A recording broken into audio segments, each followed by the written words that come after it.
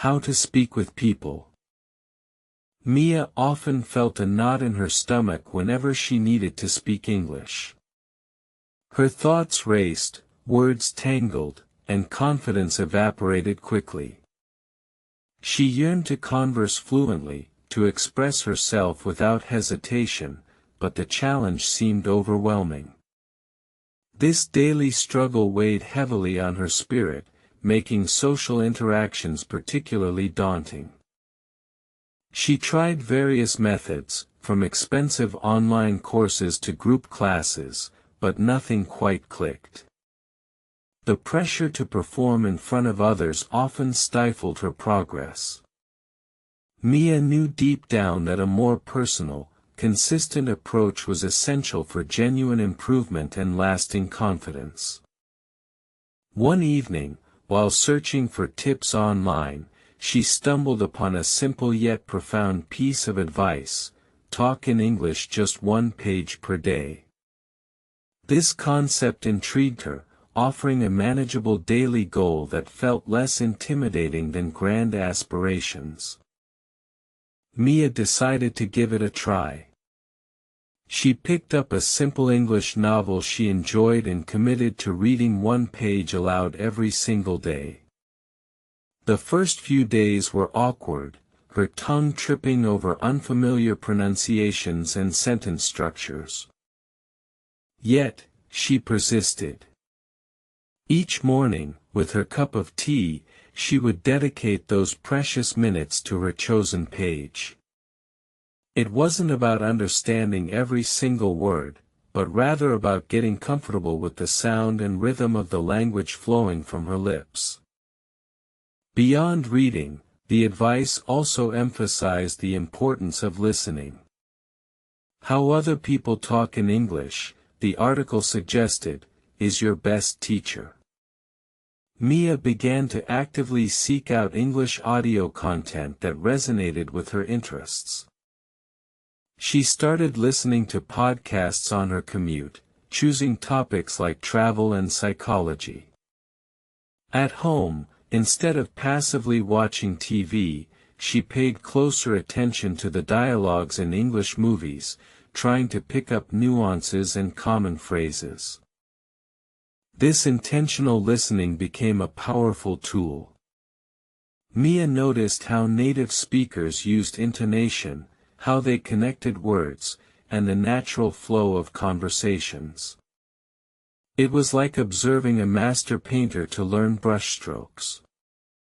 Another crucial tip was how to improve your listening skills by actively predicting and summarizing. After listening to a short segment, Mia would pause and try to recall key points, even attempting to articulate them in English. This active engagement transformed passive listening into an interactive learning experience. Her brain began to process English more efficiently, distinguishing sounds and understanding context with greater ease. It was a slow, but steady progress. The most daunting, yet ultimately most rewarding, advice was how to talk at home to yourself. Initially, the idea felt silly and self-conscious, like having a one-person play in her living room, but she decided to embrace it fully. She started narrating her daily activities aloud. I am making coffee now. The water is boiling. I need to add sugar. Simple sentences, focusing on present actions and basic vocabulary, became her private practice ground every day. Then, she moved to describing objects around her house. This is a blue vase. It has flowers. The flowers are yellow and red. This helped solidify vocabulary and build spontaneous sentence formation without external pressure or judgment. Sometimes, she would even hold imaginary conversations with famous people or discuss current events with herself. This allowed her to explore more complex ideas and practice expressing opinions in a safe, private environment. The mirror became her trusted confidant. Mia would stand in front of it and practice introducing herself, talking about her hobbies, or even delivering short speeches. She focused on facial expressions and body language, too. These solo sessions, though initially strange, soon became her favorite part of the day. They provided an unparalleled opportunity for uninhibited practice, allowing her to make mistakes and correct them instantly without embarrassment. Mia also started keeping a small English journal.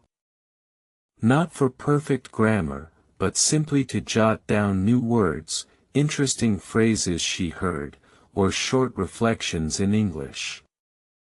This reinforced her learning through writing.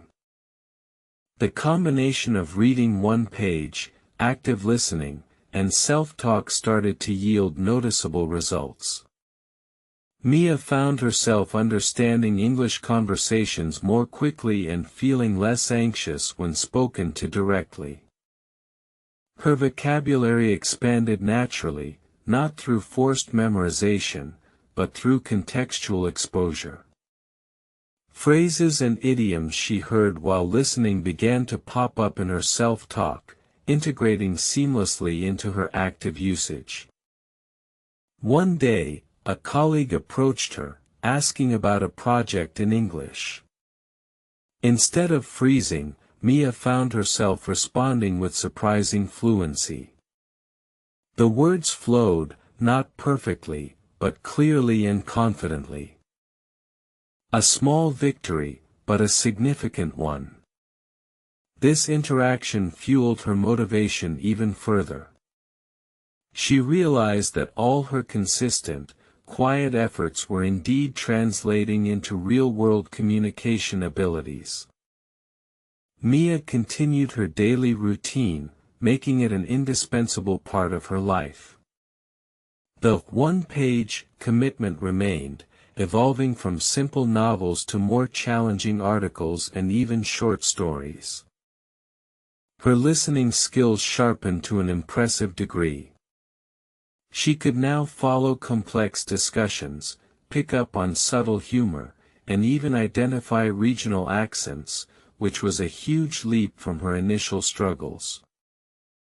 The self-talk sessions became more sophisticated. She found herself debating topics, analyzing news stories, and even brainstorming solutions to work problems entirely in English, all within the confines of her home. She noticed how other people talked in English with more awareness. Mia began to unconsciously mimic useful phrases or intonation patterns that she admired, integrating them into her own developing speaking style. This observation was a natural extension of her listening practice. It wasn't about imitation, but about absorbing the rhythm and flow, adapting what she heard to fit her own personality and communication needs. Confidence blossomed. Mia started volunteering for English-speaking tasks at work, something she would have previously avoided at all costs. She even initiated conversations with tourists in her city. The fear of making mistakes diminished significantly. She understood that errors were part of the learning process, not a sign of failure. This shift in mindset was as crucial as her linguistic improvements. Every conversation, every listening session, every moment of self-talk added another brick to her foundation of English proficiency. It was a cumulative effort, building slowly but surely over time. Mia realized that learning a language wasn't about reaching a destination but enjoying the journey. Each small step, consistently taken, led to remarkable progress she once deemed impossible. Her advice to others struggling with English became simple: start small, stay consistent, and embrace every opportunity to engage with the language, even if it's just with yourself at home. She often emphasized the power of listen and practice. It wasn't enough to just absorb, one had to actively process and attempt to produce the language to truly internalize it. The concept of how to talk in English had shifted for her from a daunting task to an empowering daily habit. She found joy in the process, not just the outcome. Mia's journey proved that fluency wasn't born overnight from intensive courses, but cultivated through diligent, often solitary, daily practice and a willingness to step out of one's comfort zone, even if just in front of a mirror. Her story became an inspiration for friends and family. They saw her transformation and sought her advice, curious about the secret behind her newfound linguistic confidence. She shared her one-page-per-day mantra, stressing its simplicity and effectiveness. "It's about consistency, not intensity," she would often tell them, illustrating its gentle power. Mia also highlighted the critical role of listening. "Immerse yourself," she'd advise, "and don't be afraid to rewind and listen again. Repetition is your friend in understanding." The self-talk strategy always raised eyebrows, but Mia passionately advocated for its benefits. "It's your safe space to experiment," she'd explain, "where no one judges your pronunciation." She even encouraged them to record themselves, a practice she occasionally adopted to monitor her own progress.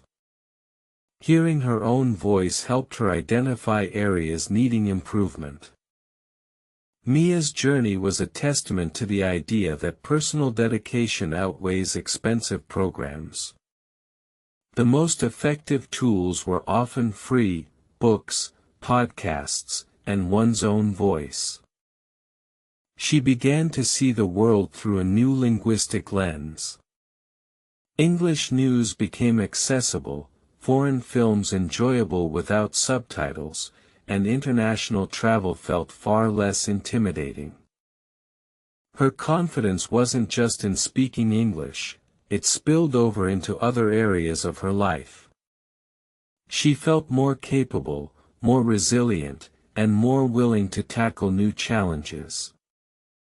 Mia understood that language learning is a marathon, not a sprint. There would be plateaus, moments of frustration, but the key was to never abandon the daily routine. She learned to celebrate small victories, understanding a complex sentence, correctly using an idiom, or holding a longer conversation than before. Each step mattered immensely. The fear of error, once paralyzing, had transformed into a curiosity about language.